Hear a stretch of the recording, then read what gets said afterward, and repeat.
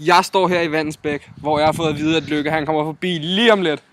Og vi vil spørge ind til, om det er rigtigt, hvad rygterne siger, at ham og hans partimedlemmer har været inde og ændre i hans Wikipedia-profil, for at få ham til at fremstå bedre. Han kommer.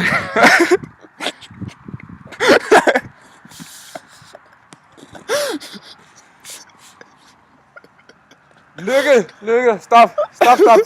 Ja, Jeg stiller dig nogle spørgsmål nu.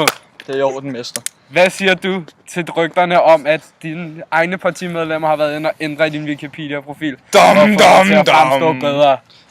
Det er jo selvfølgelig sket under uheldige omstændigheder, men som man jo også kan se, så kan de jo spore IP-adresserne, så det er, at de kan opdage, at det jo er foregået hos nogle venstreejede computere.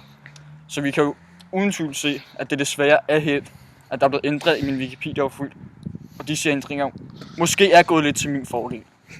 Er det normalt inden for valgkampen, at man går ind og ændrer i sine Wikipedia-profiler for at få sig til at fremstå bedre? Selvfølgelig ønsker man at fremstå så godt som muligt under valgkampen.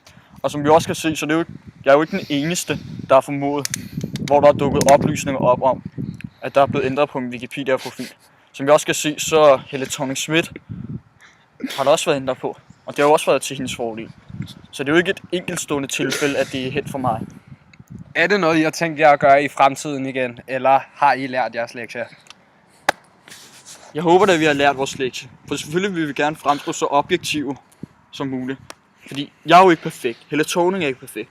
Der er jo ikke nogen politikere, der er perfekte, og derfor burde det jo også stå inde på vores Wikipedia-side, at vi laver fejl. Og der hænder ting, som ikke burde foregå. Crawl so hard, motherfuckers wanna fry me.